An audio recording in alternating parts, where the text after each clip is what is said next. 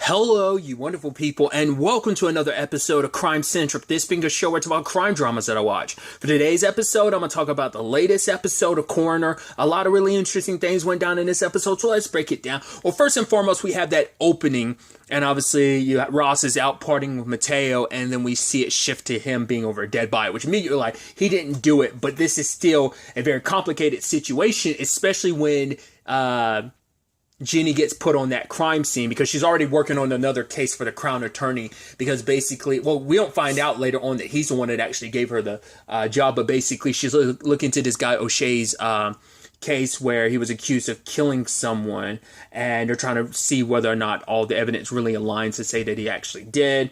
Because he actually confessed to it, but even Jenny is like, why did you confess? And he's like, honestly, like, when they were bringing up all her injuries during the court trial and stuff like that, he's like, I just broke and just confessed to what I did. But at the same time, she gets called in for this case. And I think what kind of connects in, like, why there was no why there was no communication about why it was. I mean, first and foremost, it turns out, well, he's 19, so they're not going to, like, they don't need to inform Ross's family about what's going on, but, so that makes sense on some level, I guess. But it's like, also, like, he's using his father's last name instead of, like, Jenny went back to her maiden name after her husband died, I think. So it's like, there was no connect when he was like, my mom's the coroner, the cop was not listening. He's like, yeah, my dad is blah, blah, blah, blah. Like, he wasn't listening to, because you could definitely tell immediately, like, the guy was kind of rushing it. I mean, yeah, like, the evidence was kind of, like, stacked against him, but even then, just the way he was handling things, and he was very dismissive of, like, yeah, you talk to me, you get to go home to mom. Like, he was very, like, belittling him in that regard, and just, you know, but obviously it's like understandable. Like, every cop would have every right to be like, man, this don't look good for you. You got blood on you. You literally have potentially the murder weapon on you. So, like, what's going on here? So it's like, there's elements to it where it's like, yeah, like any cop would be under that situation. He just lucked out that Donovan came across that cop and realized, like, oh, the cop is, like, wanting to look into Ross for, like, some, like, terrorism stuff. It's like, oh, maybe he was radicalized or something like that. It's like, whoa, like, even Donovan's like, yo, don't cut out that racist crap. Like, what are you doing? Like, you know, and luckily he found out it was Ross. It's like, yeah, his mom's Jeannie Cooper, the coroner. And it's like, oh, yeah, there's just some bad apples. Like, he's not even trying, because for him, it's like, he even said to himself, oh, it was a slam dunk. It's like, and that's the thing that ends up being the conversation. Like, if Ross was a white kid, like, would he have gotten the same, like, would they have invested, would this particular cop in particular had investigated a little bit more?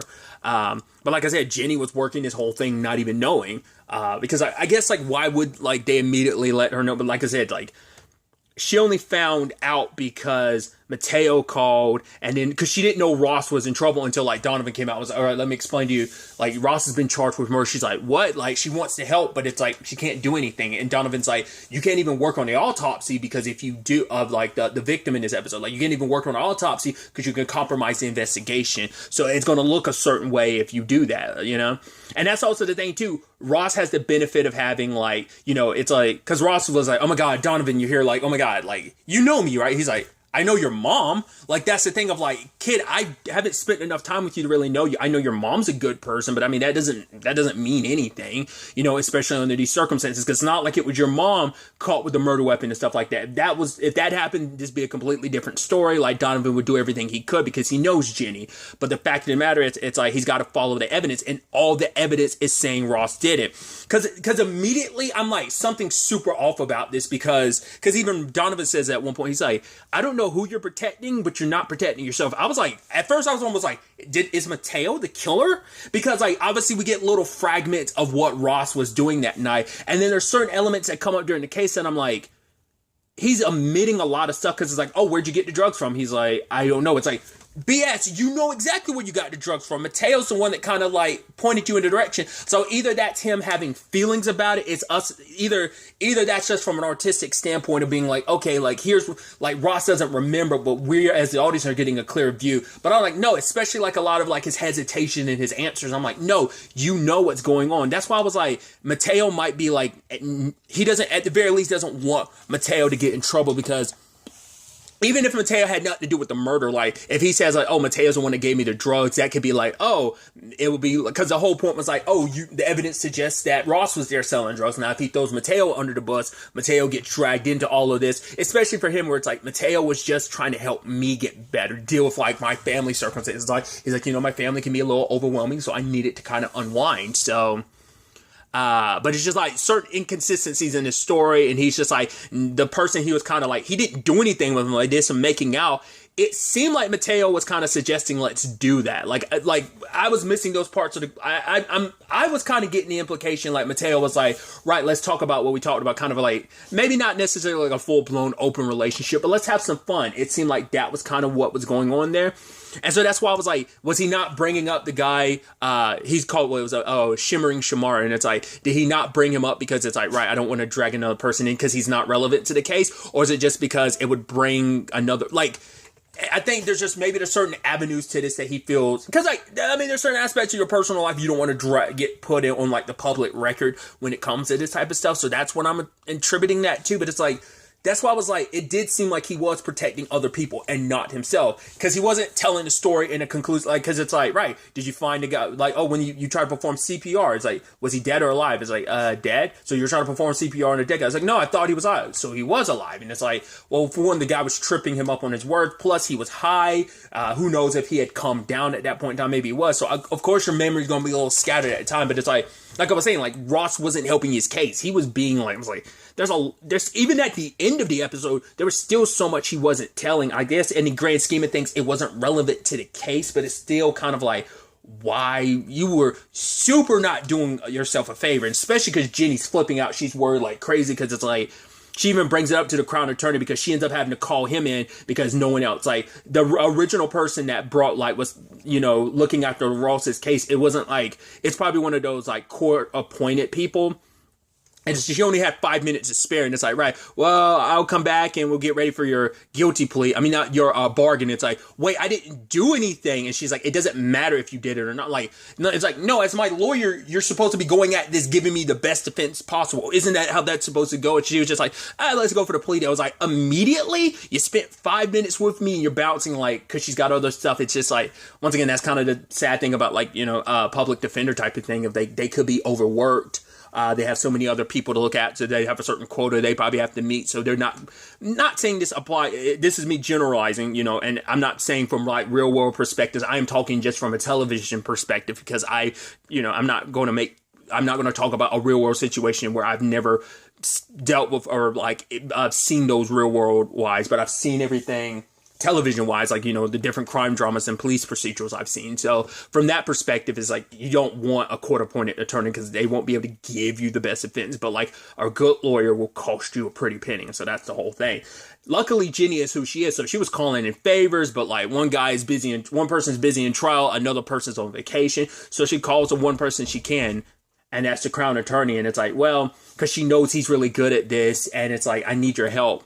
And so she's like, please, he's like, don't worry, I got your son. She's like, please don't mess this up. And so he's the one that kind of like, right, like Ross is like, should I stop talking? He's like, no, keep talking. Because basically the narrative has already been painted. You want to change the narrative up a little bit because now like the cops have kind of got you in a corner. And the moment you're in that like moment, you're kind of almost like on like back into a corner being like, I didn't do it, like didn't do this. Like the more you argue and fight against them in that regard of like trying to rebuttal what they say, it makes the cops go, oh, we got you, you're up here just trying to like rebuttal what we say. It's like, no, like change the narrative, change the thing. So when Donovan comes in, Ross kind of goes more so like from like, once again, I think it is a thing of him not actually remembering, but there are certain things he made sure to block out of the story. But he ends up talking about his feelings. So, he felt free. He found the watch outside on the grass. It was wet. He walked past the dude and I was like, oh, that guy's passed. I was wondering why that was significant to the thing, but he's walking, he's hooking up with home dude, and they're trying to get into the bedroom, but the bedroom where the body was found was locked. And it's like, it was locked? It's like, yeah. But then like the guy who was severely passed out unlocks the door and pushes Ross in there, and and Ross tried to perform CPR on the dude, and that's what ended up happening.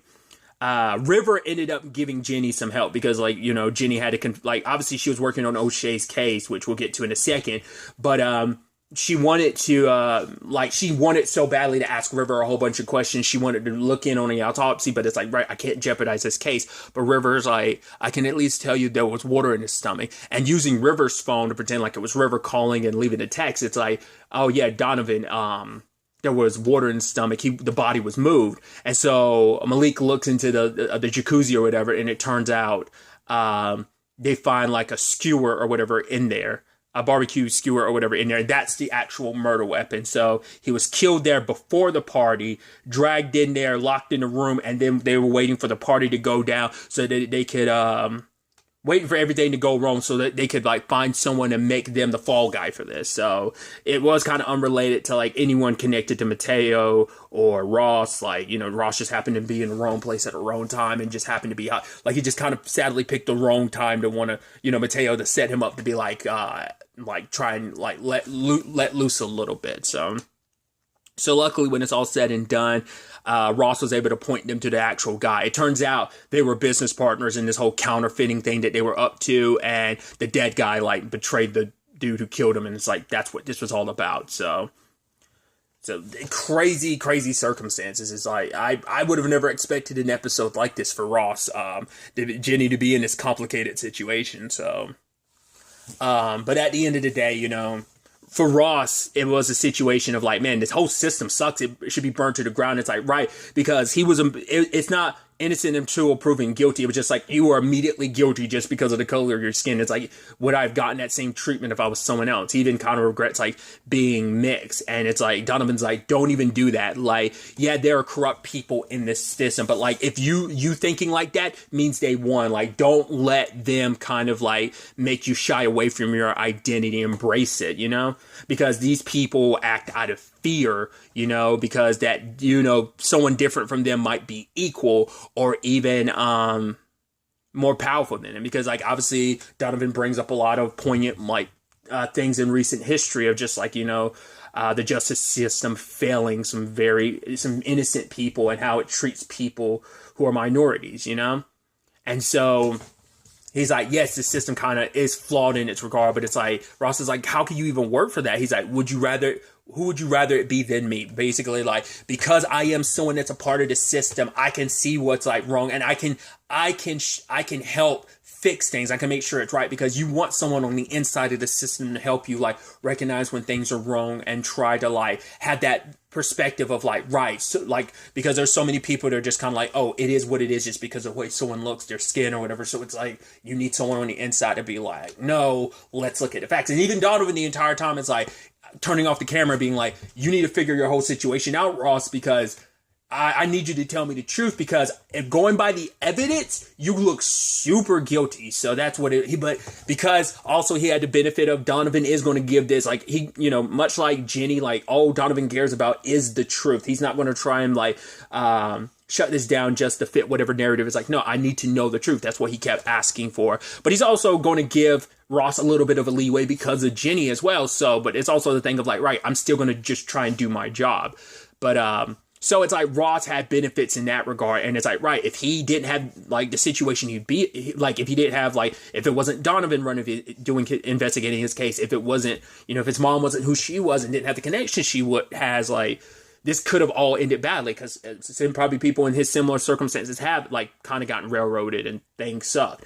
Kind of ties a little bit into the O'Shea situation, because it turns out he's got CTE. And so for him, it's like he thought her bat was broken. But then like Jenny ended up showing him like the woman he killed, like her x-rays, and he showed her her chest, and he was like, oh, that's her back. And it's like he got like, and she's like, point to your like where that is on your body, and he points to his own chest and his like back, and it's like, yeah, because a part of his brain, like, because he's a hockey player, I think is what it is, or something like that. So it's like there's plenty of people who play sports all across the board, like those heavy hitting, like they say, like rugby, boxing, football, hockey, that that's sadly like CTE is something that is more in the conversation when it comes to athletes.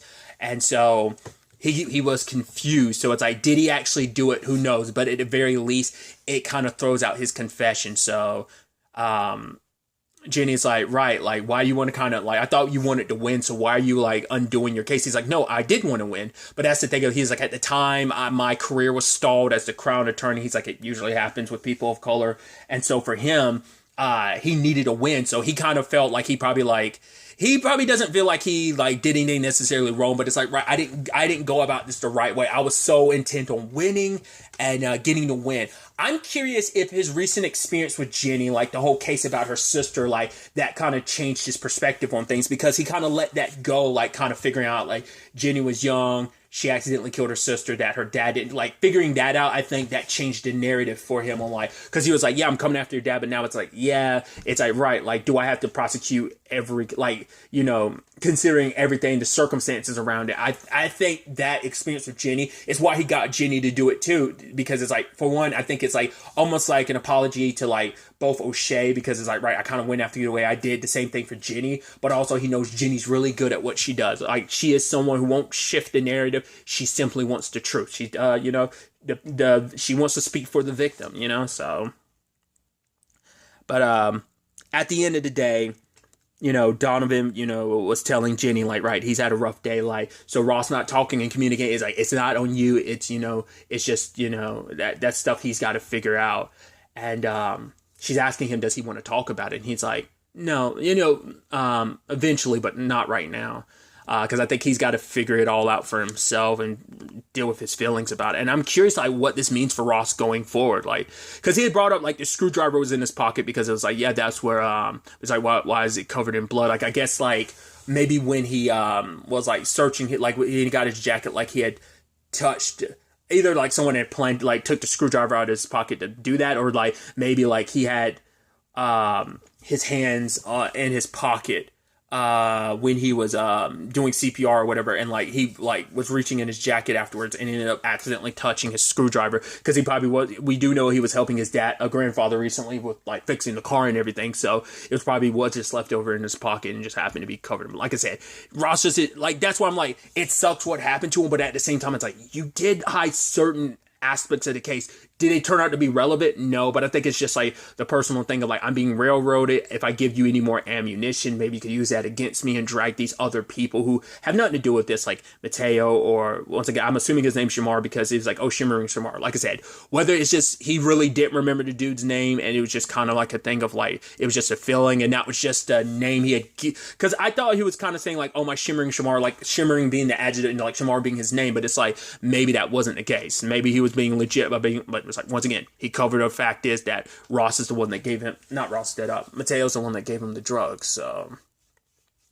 But yeah, because Jenny's like, the dish that Ross is cooking is like, right, your dad would always cook that when he was having a rough day. Because that's also the thing of like why he grabbed the watch off the lawn and was wearing it, because it reminded him of his dad. He's like, yeah, but my dad would never wear something kind of like tacky or like that. So everything that Ross has kind of been through with his dad and just stress, I'm sure, about college, but his family circumstances, his grandfather, his mother, like it's all just kind of overwhelming. There's a lot with his family situation. That's also what was kind of getting used against him, like the complicated family he's coming from, dysfunctional family in its own right. Of course, like that fit with the narrative that was kind of being created by the evidence of like why he potentially was the suspect in this. But like I said, in the grand scheme of things, I'm fascinated to see where things kind of go for Ross from here. I'm also curious to see between the Crown Attorney, because like I said, when he first got introduced, I thought they were setting up like a him and Jenny thing, because obviously the whole her and Liam thing didn't work out. Not unless that circles back around, but it's like,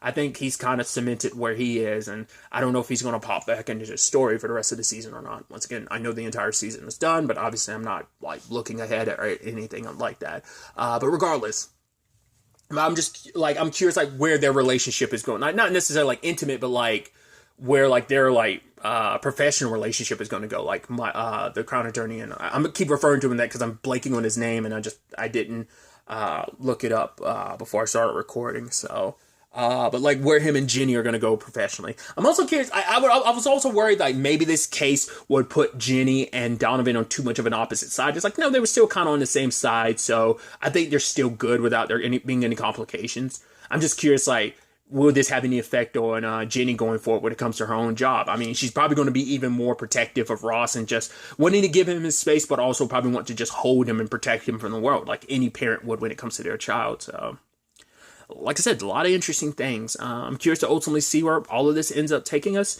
going forward into the next episode. But really, that's all I want to talk about. Until the next time we meet, be happy, be safe, live life to the fullest, and enjoy it. Good day, and goodbye.